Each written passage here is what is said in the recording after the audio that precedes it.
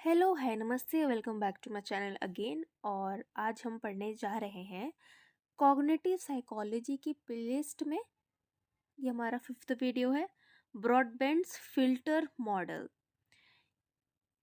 सो चलिए without any further delay start करते हैं। ये मॉडल आपको इस डायग्राम से ही मैं पूरा समझा दूंगी और आपको ये डायग्राम याद करना है। If you remember this you got this theory, right. So देखिए, जो ब्रॉडबैंड है ना, इस थ्योरी को, ब्रॉडबैंड फिल्टर मॉडल को हम फिल्टर थ्योरी ऑफ अटेंशन भी बोलते हैं, which possesses that humans can only process a limited amount of sensory information at a given time due to attentional bottleneck. Bottleneck के बारे में मैंने आपको जस्ट पिछली वीडियो में समझाया है कि बॉटलनेक क्या होता है, राइट। ओके, वेट, मैं आपको वो कॉन्सेप्ट यहाँ पे थोड़ा सा समझा देती हूँ, वरना ये आपको समझ में नहीं आएगा। ये थ्योरी स्टार्ट करने से पहले मैं आपको थोड़ा सा बॉटलनेक एंड सेलेक्टिव अटेंशन के बारे में समझाना चाहती हूँ। सो it is a fundamental process in cognitive psychology that involve that हम कुछ ही पर्टिकुलर एक्सपेक्ट ऑफ इंफॉर्मेशन पे ही फोकस करते हैं वाइल इग्नोरिंग अदर्स।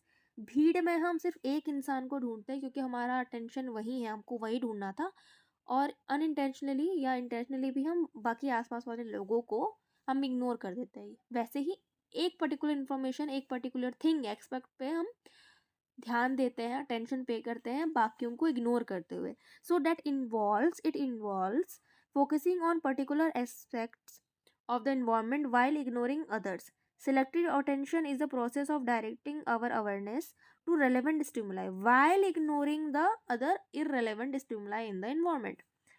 So जैसा कि ना बहुत सारी इंफॉर्मेशन हमारे पास आ रहे होते हैं, तो बट दिमाग में घुसने के लिए तो कोई लिमिटेड ही कैपेसिटी होगी ना, इतनी सारी हम इंफॉर्मेशन एक बार में नहीं अंदर ले सकते हैं, राइट। तो इस चीज़ को रेस्ट्रिक्ट कौन करता है, इसको बताने के लिए एक कॉन्सेप्ट आया, इसको बोलते हैं बॉटल नेक। अब देखिए, the limited capacity for paying attention has been conceptualise as a bottleneck which restricts the flow of information.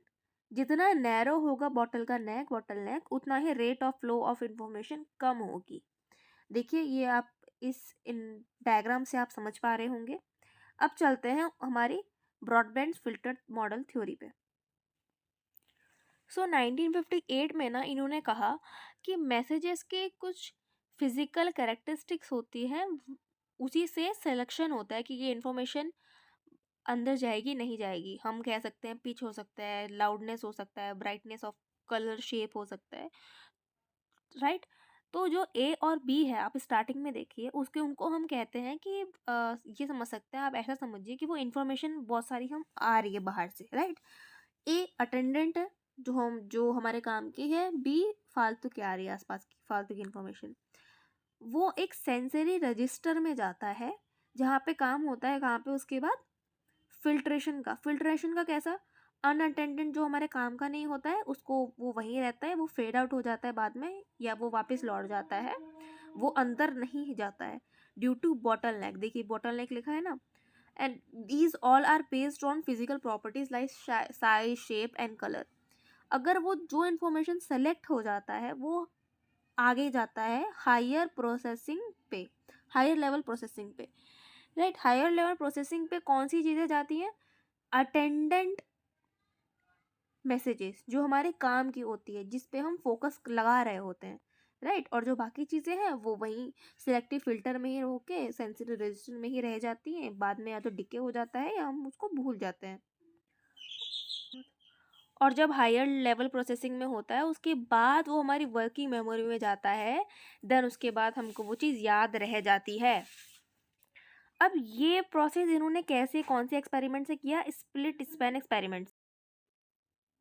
अब ये स्प्लिट स्पैन एक्सपेरिमेंट क्या होता है, so it is one of the ways where broadband achieve this was by simultaneously sending one message to the person's right ear and different messages to the left ear। यानी कि broadband ने क्या किया, ये experiment conduct किया जिसको हम डायकोटिक listening task भी कहते हैं। इसमें क्या हुआ कि एक इंडिविजुअल को बुलाया गया, उसके एक कान में कुछ और मैसेज दिया गया और दूसरे कान में कुछ और मैसेज दिया गया।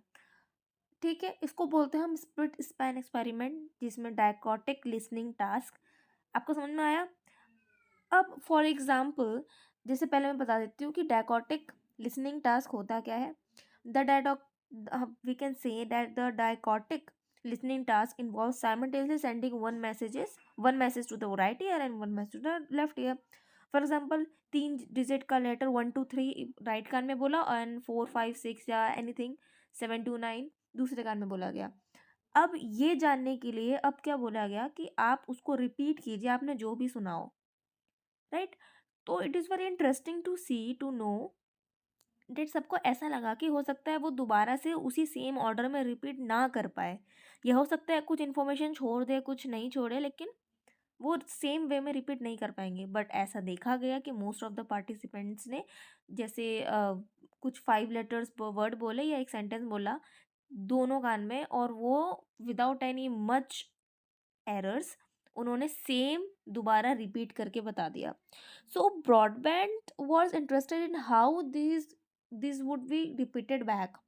Would the participant repeat the digit back in the order that they were heard, order of presentation, or we can say, or repeat back what heard in one ear followed by the another ear? He found that people made fewer mistakes repeatedly back ear by ear and would usually repeat back this way.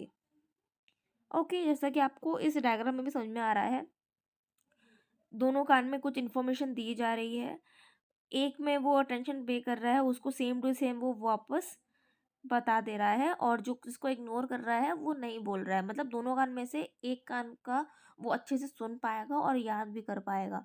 इसको बोलते हैं हम डायकोटिक listening task. ये बहुत famous है, पर आगे जा इसके इसका कुछ क्रिटिसिज्म भी था, but it was very famous. So I hope आपको ये समझ में आया हो। पहले A B attended message and unattended message पहले इनपुट दिए जा रहे हैं, सेंसरी रजिस्टर में से आ रहे हैं।